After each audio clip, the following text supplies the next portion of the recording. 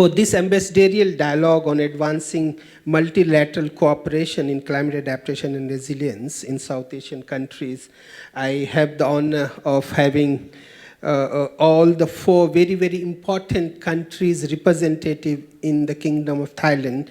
And I have also the personal privilege of having communicated or met or discussed with you some of our South Asian issues on climate adaptation. I have also, Excellencies, saw you meeting a large number of foreign affairs related meetings at different places. I have very closely monitored your bilateral cooperation in Thailand on a number of issues.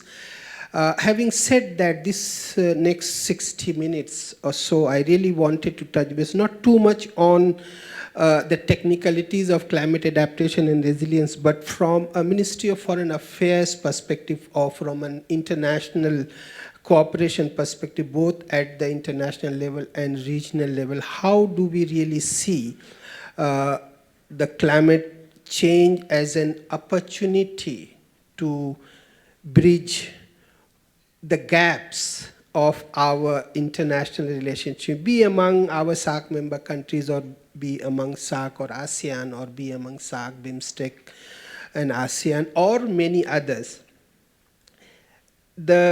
I particularly did not wanted to have scripted dialogues, but I certainly would love if anything that you like to share from your perspective, but it's more for me is straight from the heart. And I have heard you in many occasions, at least in your Independence Day speeches, at least. So this is where I really have seen that you generally have to be very, very careful of what and how you speak. But this one is slightly different, Excellencies. So it's basically the perspective, and all of us in this room are from the same region that we love.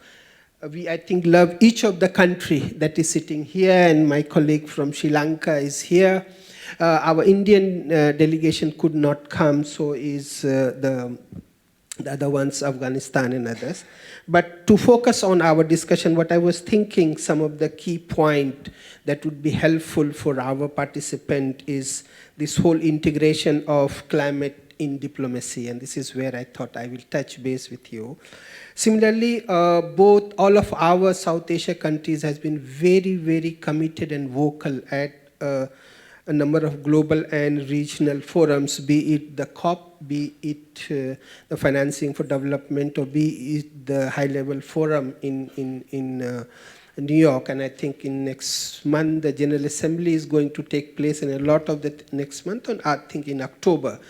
I think a lot of the things will be formulated there, and then we have to do it. I also wanted a little bit touch base, and this is not for the purpose of this organization ADPC, but generally touching base of how this foreign aid and climate finance, because as you have seen since January, the entire landscape of financing for development aid has disturbed. I would say, use the word disturb, because until 2024, we had a set pattern that countries which has big resources would continuously put more money on development aid, but we just saw a change. I think it's a good change for institutions like ADPC, because we are looking at Asian as our survival. So instead of depending too much far away, we are also looking at within our member countries how would we resolve the issues. And then, of course, a little bit on stronger regional and multilateral cooperation for climate action. And for me, since we already have the Thimphu statement adopted under the SAARC arrangement some time ago, whether or not we should pursue or we find another statement to survive. So start with Excellency Fayaz Musid Qazi Bhai, Ambassador of Bangladesh to the Kingdom of Thailand. May I start with you, although you've just started. So on this one, I think there is no what we call segment where you start, but yes, I give you 10 minutes to put your words here. Thank you. Well, since you called me Fayaz Bhai, so let me call you Aslam Bhai as well. Pleasure to be here, and it's great to see so many South Asian faces in Bangkok. I mean, Just last week, I was at AIT, where we were talking about a shared river basin in South Asia. And there again, the room was full of South Asians. So it's always a pleasure.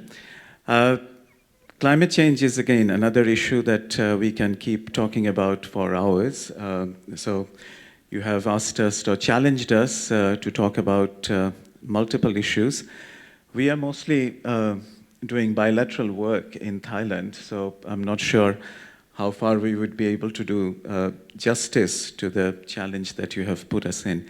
But to take up first issue, I mean, how we are integrating climate change in our diplomacy from a foreign policy perspective. Of course, you have alluded to the UNFCCC COP mechanisms, which does remain kind of the staple or the locus for any climate negotiations. And this is not just the job of the Ministries of Foreign Affairs. I think it's a coordinated work that we do together with all our private sector and non-government stakeholders that we try to advance these negotiations. But maybe I'll come to that a bit later. Let me touch upon how we try to spread the issue of climate change across the board. Just to give you a few examples, only in June we had the annual second session of the Human Rights Council in Geneva. And it was Bangladesh, together with two other ASEAN countries, Vietnam and the Philippines. We had started this biannual resolution talking about climate change and human rights. That started in 2012. And this year, within this core group of 3 member states, Bangladesh had the lead or the pen-holding responsibility. And we are happy to say that the Human Rights Council also adopted this resolution, and the focus was very much on climate financing. How we should continue to press for new, additional, predictable, and most importantly, flexible climate financing. So tackling climate change issue even from a human rights perspective. Second issue, peace and security. We do not always see this correlation as to how climate change is impacting international peace and security issues. Many member states within the UN are still very hesitant about creating these linkages. But as we have seen in South Asia and in many other parts of the world, including in the Sahel, for example, in sub-Saharan Africa, these linkages are probably getting more and more pronounced. And we feel, at least from Bangladesh, that the Security Council does have a responsibility to look at climate impacts on peace and security. So there are these mechanisms of group of friends on peace and climate and security and so forth. And we are happy to see that the Security Council is increasingly delving into this issue. And maybe the last point that I would highlight, the very recent judgment that we have received from the International Court of Justice. That had been, at least in our estimate, a groundbreaking development. It has been for a long time, we have been talking about climate justice, but we have not been able to give this notion a concrete shape. So we applaud Vanuatu and other small island developing states that they had started off this process, and we have to acknowledge it, since some of these delegations are small in New York. Some of our countries had to stand by them and had to support them through the negotiation process. And when I was posted back in Capital, I was partly involved with this exercise. We also made our submission to the International Court of Justice in defense of the questions that were posed in that resolution to the International Court of Justice. And now the court has come up with the pronouncement that it is the responsibility of every country, particularly developing countries, to ensure climate financing. They have probably also used the words reparations and compensations. We know that those would be critical, difficult, challenging issues to tackle, but that we have a moral pronouncement from an institution like the International Court of Justice is not a small thing. So only within this year, we had some of these major developments. And I must add, since the second point you touched upon is financing, we just had the UN Financing for Development Conference, which was again a major UN conference this year. I'm not sure if you were there as well. So in south of Spain, in Sevilla, the FFD conference that had taken place, there also we are happy to see that they have particularly talked about climate financing and talking about the perennial issues that we talk about. What are the major issues? Of course, first is climate financing. We had heard about 100 billion per year up to 2025. Of course, it's a question out for debate how much of that commitment has been fulfilled. Through a lot of efforts at Baku last year at COP29, we have arrived at a decision on the NCQG, the new collective quantified goal, which agreed on a post-2025 financial commitment up to $300 billion per year. Again, this is where probably as South Asian countries, as climate vulnerable countries, we have to come together, that we have to press for realizing this commitment. This was not up to what we had expected. I think we went to the negotiation table with a demand for at least $500 billion. But through the negotiation process, maybe what we received is $300 billion. But now it's our collective responsibility, I'm looking at the room altogether, to make sure that that financing commitment gets translated.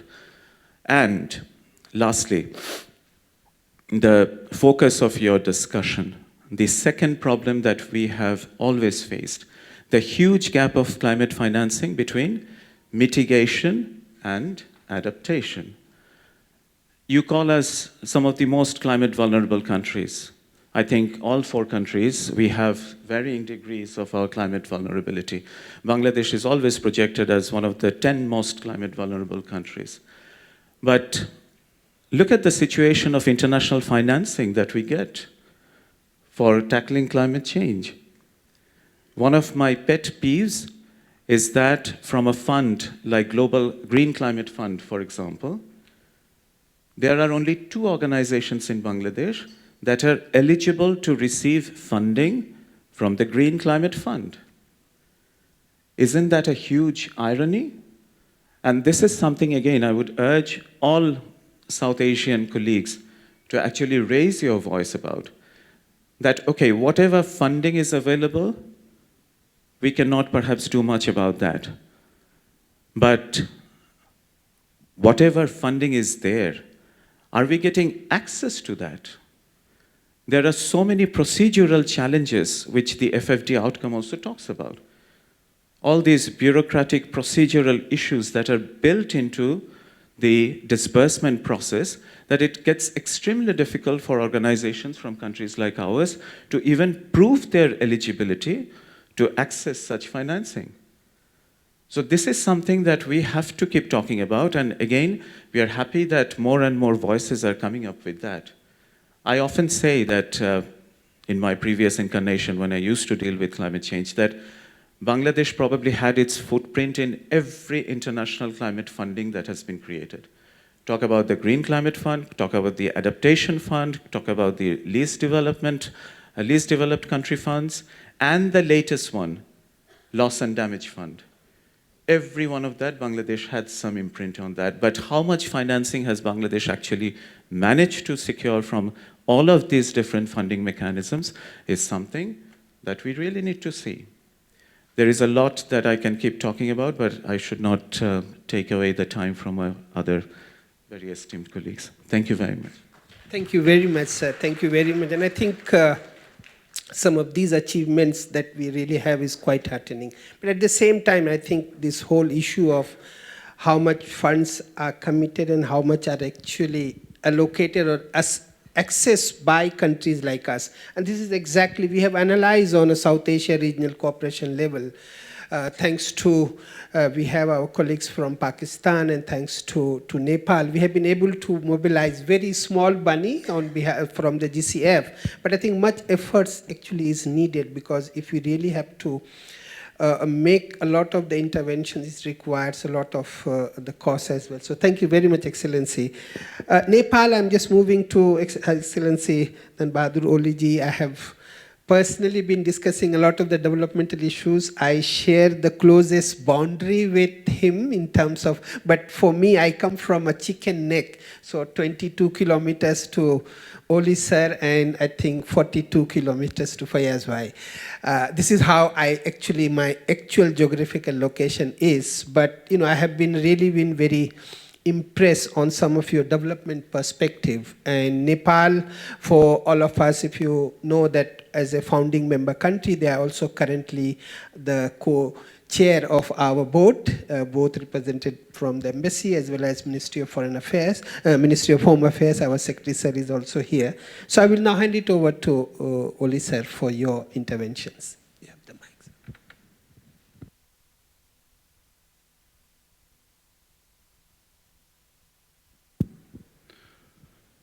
Good morning and namaskar. Mr. Aslam, Executive Director of ADPC, very high-level representatives from South Asian countries, including the government secretaries and His Excellency Secretary General of SAARC, my fellow ambassadors from South Asia and representatives. Very excellent presentation by Ambassador Kazi. Thank you. Thank you for giving your very excellent presentations and educating us about the ongoing process at global level and how we are dealing with the issues at global level and in different forums. But when it comes to our one region, if we see it, the disaster management, disaster issues has been there from the beginning of SAARC, our South Asian cooperations. And that was one of the first center the region had established. Even in the last summit, which was held in Kathmandu in 2014, the restructuring was there, but even in that restructuring, SAARC Disaster Management Center was taken as one of the pillars of South Asian cooperations, and added some two other agencies, regional centers, responsibility to the SAARC Disaster Management Center. That was Meteorology and I think Climate Center in Bhutan. And despite that, still the restructured SAARC Disaster Management Center is yet to be more vibrant and visible. At the same time, when we come to another regional cooperation in our region, that is BIMSTEC. Even in BIMSTEC, that disaster management issue was there from its beginning. In 2005, I suppose, the first realizations of our leader in meeting in Dhaka was there to have SAARC BIMSTEC disaster issues, and that became one of the core area of cooperation in BIMSTEC cooperation. But unfortunately, still, that process has not been completed. I think in last summit in Kathmandu in 2018, that expert group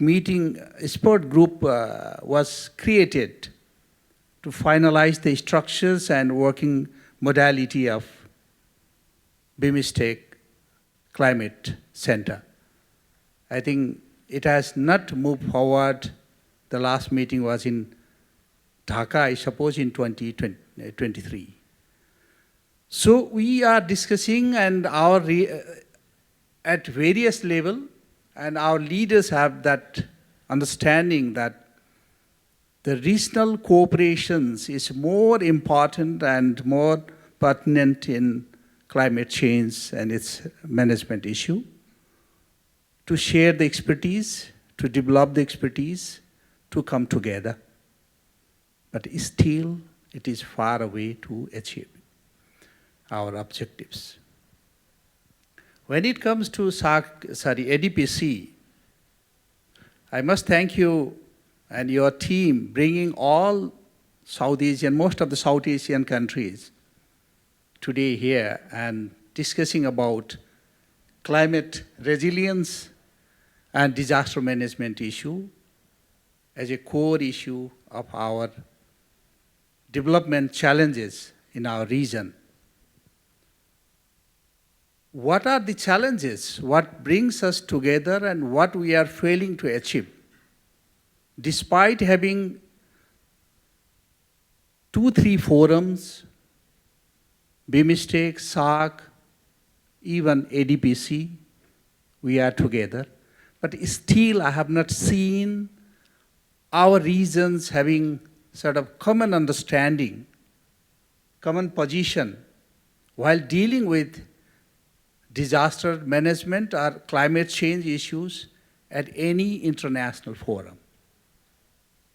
I think here we need to put our more focus on at least having some sort of common understanding and common positions whenever it comes to deal with other partners, because this region is the most vulnerable region. Most of the South Asian countries, we are in the figure of highest suffering countries. But when it comes, as mentioned by Ambassador 𝐾𝐲𝐬𝐬𝐿,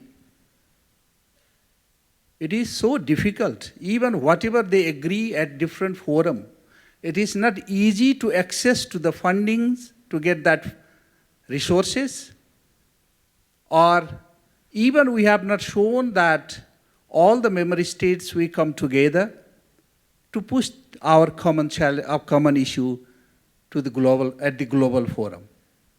So this is the opportunity, very right forum. Can we have a sort of exercise or common understanding while dealing with the most important and challenging issue of South Asia, and learning from each other's experience. Even we can see the level of understanding at ASEAN member states or ASEAN members. Even we can learn with other regional forums.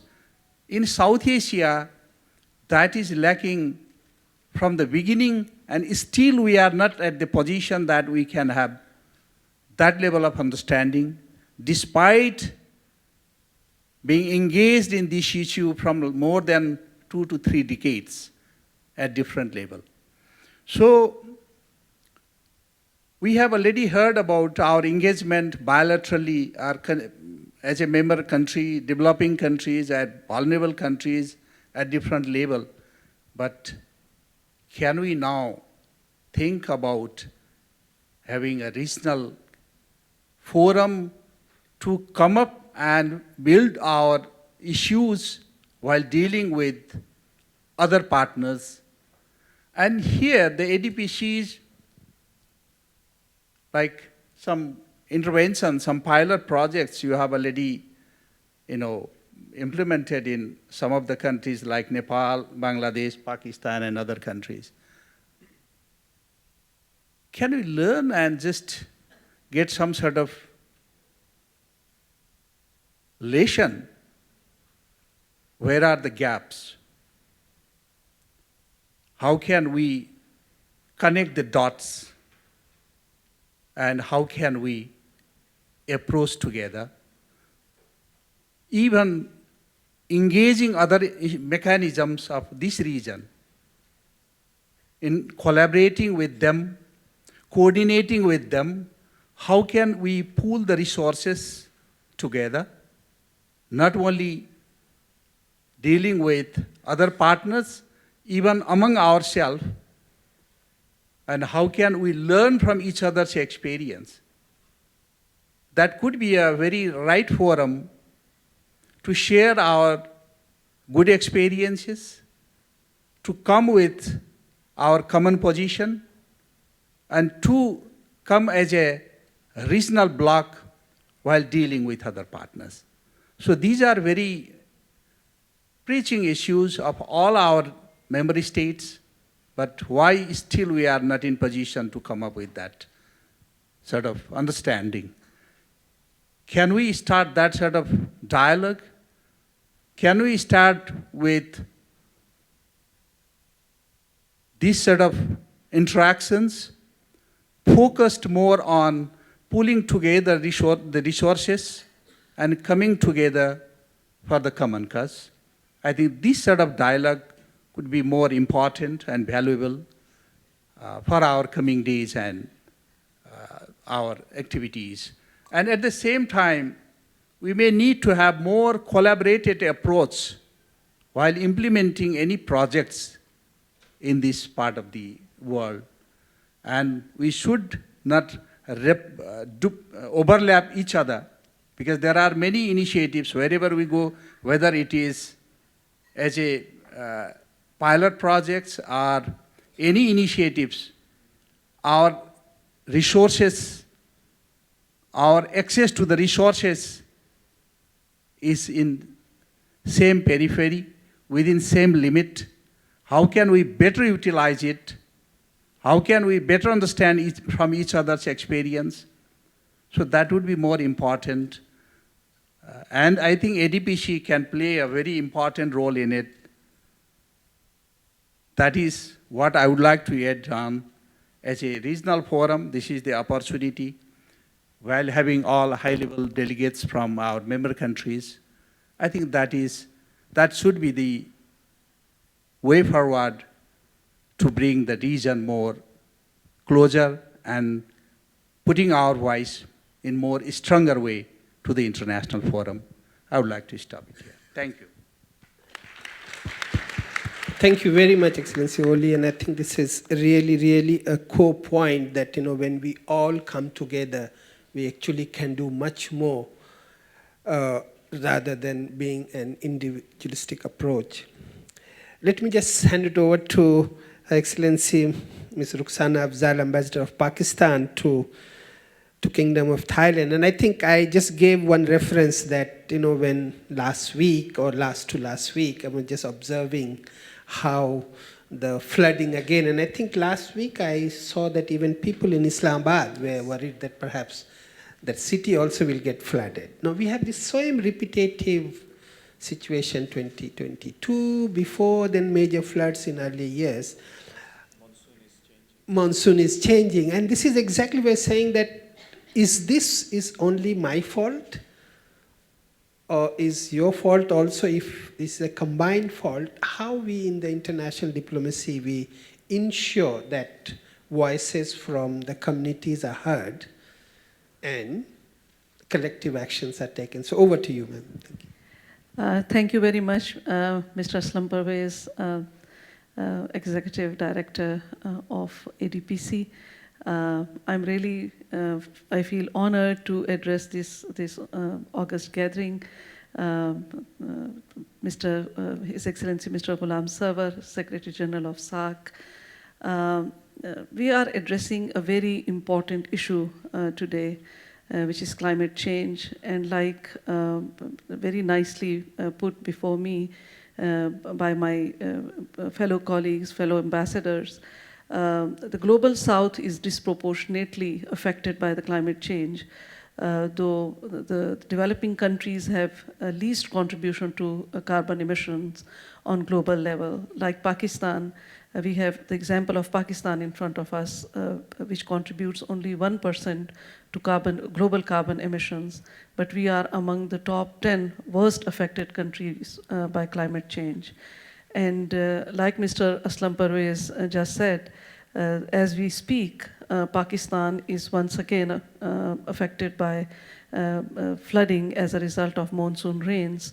And these extreme weather conditions are affecting the entire world, but particularly South Asia. I was reading somewhere that most of the intense climate incidents are taking place in Asia-Pacific region, and specifically in South Asia. Southeast Asia is also not spared. There are many climate-induced disasters taking place in Southeast Asia. But what is different between South Asia and Southeast Asia is that there's a lot of collaboration and cooperation among ASEAN countries when it comes to climate change. There is any incident taking place in any ASEAN country, the entire ASEAN gets together to help that country. But this spirit is seriously lacking, unfortunately, in the SAARC region because of different issues among us. So, like pointed out by my fellow colleagues, we need to get together to deal with this problem, because climate change does not know any boundaries. And when flooding takes place or even earthquakes take place, the entire region is affected, which is a clear message that we need to have collective action to deal with these issues. Pakistan has been in the forefront of a global debate on climate change and mitigation strategies. In 2022, we were affected by the worst floods of our history, when 33 million people were displaced by these floods. And according to the World Bank's need and assessment, damage and need assessment, the damages were put around $34 billion US. But these funds were committed to Pakistan, but these funds were never released. In COP27, Pakistan strongly advocated the establishment of a climate fund, and I'm very happy to share with you that there was a lot of work done on the establishment of this climate fund, but like pointed out by the other honorable ambassadors, this huge gap between the need and the damage and the actual release of funds still exists. Financing for development is a very good dialogue that is being sponsored by the United Nations, but the developed world, unfortunately, is not ready to take responsibility for supporting the developing countries in dealing with these natural disasters. Pakistan has been working on its own to deal with these natural disasters, and like in my notes, it was mentioned that in 2025 we have already achieved 25% target of solar energy production as part of our overall energy mix, which is a great achievement. Pakistan is also putting a lot of emphasis on electric vehicles, and by 2030, 30% of vehicle sales in Pakistan will be of electric vehicles. So all other developing countries in the Southeast Asia and South Asia are working on their own to deal with these disasters and work on collective strategies to cope with them. But of course, this is not a substitute for global action and collective approach. So this is where I would stop, because to be honest, Mr. Aslam Perwaiz, I wasn't prepared for this kind of discussion. So I really hope I was able to convey my message clearly. Thank you. Thank you very much. You actually touched base the core issue, and thank you very much. And we also plan not to be too much prepared for this kind of dialogue. I mean, I'm not undermining your expertise, but we said that we really wanted to have a conversation, and the focus is that how collectively we actually can come up and see how at the SAARC platform level these issues that we can further highlight. Let me now hand it over to Her Excellency Huda Ali Sharif, the Ambassador at Large and Deputy Head of the Mission of Maldives. Maldives is one of the climate-impacted countries, and under the Small Island Initiative, there's a lot of things that's already gone. So maybe I'll just first hand it over to you, ma'am. Thank you very much. A very good morning, and to Excellencies and distinguished delegates. It's a privilege and honor to be here today. Let me try and respond to the topic on climate change or climate issues and diplomacy from a Maldives perspective. The Maldives, as you know, like many other South Asian countries, we are experiencing increasing frequency of and severity of climate-induced disasters, from sea level rise to saltwater intrusion, coastal erosion, and stronger storms. These are not future risks; they are current realities. And recent reports show that the Maldives continues to experience dramatic impacts from heavy seasonal rains and associated sea surges. For instance, as the northeast monsoon set in earlier this year, the Maldives Meteorological Service began issuing alerts. Initially white alerts, and then later escalated to yellow alerts for several islands, indicating heavy rains, thunderstorms, and gusty winds, which were driving significant floods and storm surges across the country. These surges are not just typical seasonal variations. They underscore a broader trend where rising sea levels are increasingly overwhelming the traditional adaptation measures like sea walls, leading to more frequent coastal erosion, damage to infrastructure, and even the penetration of salt water into the freshwater resources. Our island communities face long-term risks such as contamination of freshwater supplies, loss of habitable land, potential erasure of entire islands if global warming continues unabated.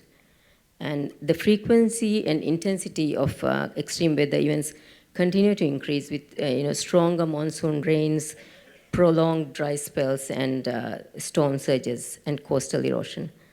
So, sea level rise remains one of the most important severe long-term threats, with projections estimating an increase of 0.31 meters by 2050, which could result in displacement and loss of critical infrastructure. As you all know, Maldives is one of the lowest lying island countries in the world, with just 3 feet above sea level at the highest elevation. So climate change is not just a developmental issue for us. It has been a long-standing foreign policy priority for the Maldives across the successive governments that we had recently. For the Maldives, climate change is a cross-cutting issue and is central to our foreign policy. We also believe it has implications for peace and security as well as human rights, alluded by the previous ambassadors who just spoke. This is why the Maldives has been one of the countries with the loudest advocating for stronger climate action across multiple forums, including the UNFCCC and, of course, the UN General Assembly. So, thank you very much. Thank you very much. And I think you just last week celebrated your Independence Day as well, so congratulations on behalf of everybody.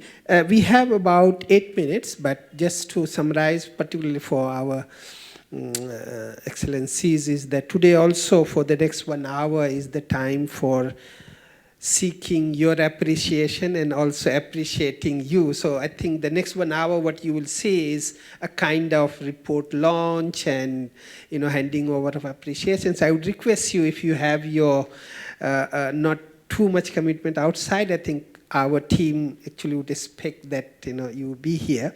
We have 7 more minutes. If there is any question or any intervention at this moment from your side, we would be more than happy to take.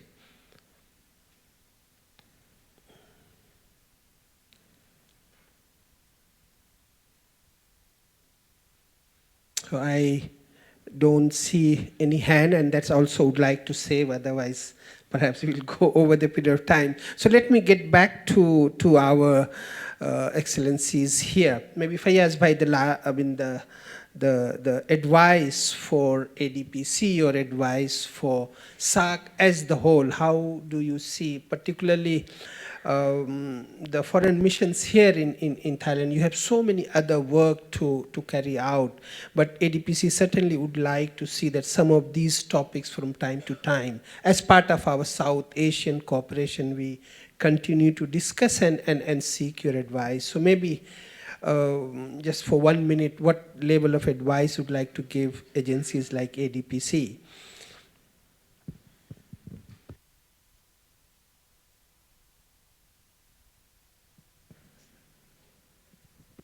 Thank you, Aslam Bhai. Well, advice is a difficult word, and we are in no position to do so. But I mean, the obvious linkage between disaster, especially disaster risk reduction and climate impact is there, and we are very happy that ADPC is factoring that in. Listening to the other ambassadors, I mean, three things that probably cropped up in my mind very briefly. One is, of course, when we talk about finances, we also have to talk about technologies. Probably this is an area where both SAARC and ADPC, with your in-house expertise, you can help member states. What kind of technologies are actually available? Very recently, we have heard the UN Secretary General saying that renewable energy costs has actually gone down compared to fossil fuel investments. So his words were that the new sun is rising on renewable energy, as Ambassador Afzal was talking about. But we still know that many of these technologies are in the hands of private sector, and they tend to be very expensive. So even if countries like ours, we would like to scale up our investment in renewable energy sector, are we getting access to the right kind of technologies, and what are the different options that we can explore? Secondly, since the focus is very much on adaptation, and coming from Bangladesh, which I often call the living laboratory of climate adaptation, I mean, we can talk a lot about that. But one particular area that is coming up quite strongly in the discussions is nature-based solutions. Now, this probably sounds like a fancy term, and it is very much relevant. But let's acknowledge the fact that in South Asia, and I'm sure it's the same in Southeast Asia, we have centuries-old nature-based solutions in practice. It's not something that has just come up all of a sudden. And this is, again, probably another area where SAARC and ADPC can try to highlight some of the best practices that we have inherent in the region.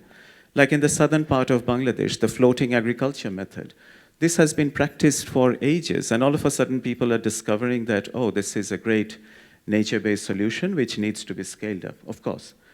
But to create a repository of all the valuable nature-based solutions that are available in the region, probably that's something that you can help us with. And thirdly, I mean, talking about adaptation, we do not want to undermine the importance of mitigation. But we have to keep in mind that there is a common but differentiated responsibilities. As Ambassador Afzal and Ambassador Oli said, our people's per capita carbon emission is still very, very minimal. There is a limit to how much we can mitigate, how much we can pursue a low carbon economy. But since there is a push from our development partners in that direction, of course, we have to work on that. So that is probably another study that SAARC and ADPC can help us with, to see our climate financing infrastructure, how much prepared it is in terms of regulations, in terms of the financing facilities which are available, in terms of the credit facilities that we can offer. I think that can help meet some of the gaps that we still have in that particular domain. So these are some of the three thoughts that just came to my mind while I was listening to our other colleagues. Sorry, I took more than 1 minute, quite a lot of time. But those are really very, very valuable one. Maybe Olisa, okay. Thank you, Mr. Perwaiz, and thank you very much for all the panelists for your very thoughtful discussion and also insights about this very challenging issue which we are going through in this region. I, not as a Secretary General, on behalf of all the SAARC member countries representatives sitting here, I just want to know from the ambassadors sitting here, all the SAARC ambassadors, it's not easy to get 4 SAARC ambassadors in one panel sitting in one of the ASEAN countries. So after I took over as the Secretary General, I have been traveling to all the SAARC countries and getting individual commitment for the SAARC process, that they are very much committed to take the SAARC process forward. In fact, the SAARC has made so much of achievement in its initial decades, which are quite exemplary for the region and quite foundational. I must say that the foundation of SAARC is very strong, and it can actually take off any time whenever we come to consensus politically. So sitting in ASEAN, I mean, wherever I go out of SAARC, everybody give me example of ASEAN. You see, look at ASEAN, how good they are doing, how best, I mean, one of the best regional organization in our time, I mean, besides EU and others. So as the SAARC ambassadors based in one of the ASEAN member countries, you see that ASEAN has also got a lot of challenges, but despite all the challenges, ASEAN is making a lot of progress, while SAARC is still having a lot of challenges. So I would request you, I mean, if it's up to you whether you want to reply or not, what is the main challenges for SAARC for not doing well vis-a-vis the ASEAN? Thank you very much. Maybe Olisa, you touch base on that. Thank you, Excellency.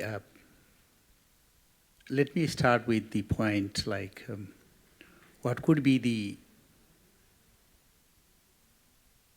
possible scenario ADPC can support in bringing South Asian countries together for the cause of climate change and disaster management. I think, which Secretary General rightly mentions, we have very strong foundation in SAARC. In the last summit, luckily, which I became the part of that summit in Kathmandu, 2014, the 18th summit, member states, despite their differences, they agreed on 2 regional agreements. One of them was a regional grid, establishing regional grid for the maximum utilizations of the region's potentials in clean energy.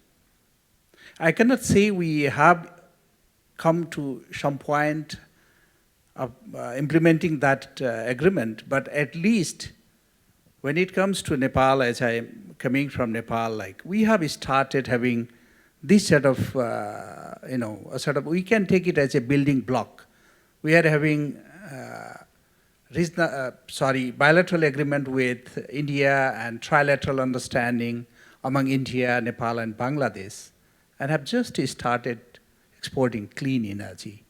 Because Nepal is, I think, one of the very few countries having whatever energy we consume mostly, it comes from hydropower. So this, we can take it as a one example, or we can focus on how can we promote it as a central point to deal with this sort of sustainable way of development, and to focus more on promoting this sort of initiatives are taking it as a building blocks. That would be one area. Despite having differences, if you see it, Thailand is utilizing, bringing the clean energy from the country like Lao PDR and other regional like from Myanmar. So that could be one area where we can focus more and promote it more.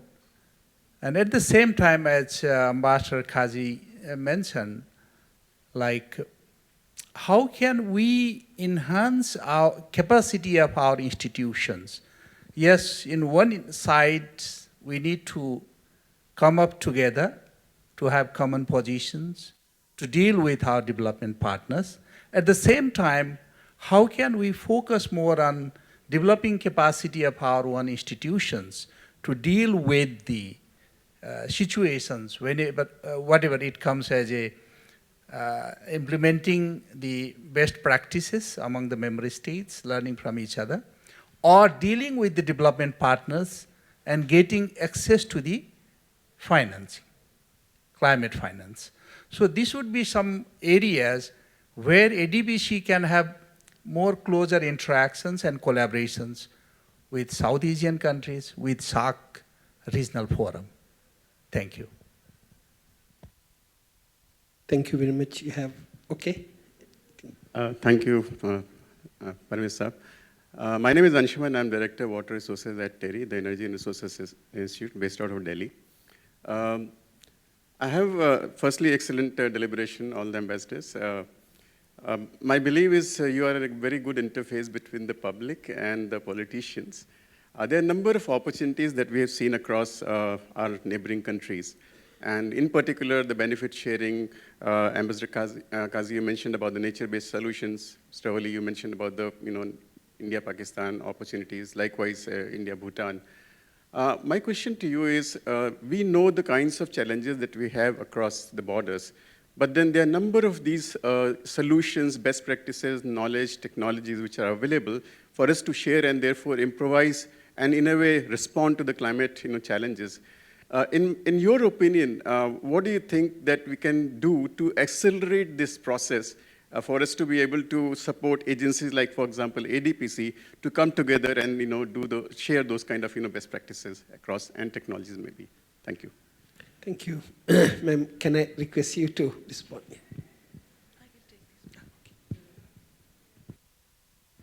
Yeah. Thank you very much for the question. The Secretary General very rightly pointed out that people keep comparing ASEAN with SAARC. One thing that we have seen amongst ASEAN countries is that despite having differences, like they were also, many of them were colonies in the past, but they have overcome their colonial past, their differences. And they have prioritized the commonalities among themselves, the areas, the things that bind them together, instead of things that divide them. This is a major difference between ASEAN and SAARC. We have just recently seen the clashes on Thai-Cambodian border. Similarly, other ASEAN countries also have issues, but we have also seen that they have signed Regional Comprehensive Economic Partnership, RCEP, because they want to overcome poverty, they want to overcome other social issues. Disaster management and mitigation is another very important area where ASEAN countries are cooperating and collaborating with each other. Unfortunately, in SAARC, we focus more on things which divide us instead of things that unite us. And this is, one idea that we need to really emphasize upon, and we need to work together. There are so many issues common among SAARC countries. A very large number of the world's poor live in South Asia. Illiteracy, health issues, disaster management. These are important issues where SAARC countries need to work together and, putting behind themselves the political differences that they have. And we can also, we have a model, ASEAN model in front of us. We can also work together like that. Bangladesh is experiencing flooding. Many other South Asian countries are currently, experiencing monsoon flooding. Why can't we work together? Why can't we share, these natural remedies that we have developed, or, that have been evolved over a period of time among these SAARC countries? So my emphasis would be on areas which unite us instead of areas which divide us. This is very important among SAARC countries. Thank you. Very powerful message, and I think this is exactly where institutions like us can also do. I think we have one question, and then we will move to Madam Huda. Hello, my name is Uttam Pudasaini. I am from Nepal. Since the session title is cooperation, and as a local innovator, I want to ask a question about cooperation. So we as local innovators have been piloting different innovative solutions in different countries. We piloted a solution in Nepal, and with the support of ADPC, we scaled to Bangladesh. But one of the challenges that we always face is, how do we connect to organizations in other countries when we do scaling of our solutions? And I think our embassies could be that bridge that could help us connect us when we explore to those markets. But one of the challenges that we have been facing, not just in our embassy, but also in other countries, is that communication is so difficult to happen. And I would like to utilize this opportunity, because we have ambassadors from different countries in the panel. How can you support the local innovators, especially the youth innovators in different countries in the region, so that we can work on scaling our solutions? Thank you. May I request you to first touch base, and then perhaps on a reverse order. Thank you. The question on SAARC and ADPC cooperation, I know it's a very complex issue that may need, a more holistic approach. Just one thought that came to my mind is, since we have the UN ESCAP, United Nations Economic and Social Commission for Asia Pacific, based in Bangkok, this commission can be an institution that ADPC and also SAARC can strengthen and work more closely, because it's an institution which has a lot of resources, and also membership from many ASEAN countries as well as SAARC countries. So it could be an institution that can catalyze the work of both the the SAARC institution as well as ADPC. And they also do many studies, and on the question on innovation, that is an area where a lot of collaboration could be done. And when they have all these meetings, many of the civil society organizations also participate in the meetings, where knowledge can be shared, and studies or experiences from the region, SAARC region as well as other countries can be shared. So that's just my thought on the issue. Yeah. Thank you very much. And I think for the questions, I will just take it for the time being. But certainly here in Bangkok, and as we have seen, particularly our embassies, they have many roles. But over the period of time, I've also seen there's a lot of soft diplomacy activities that is done.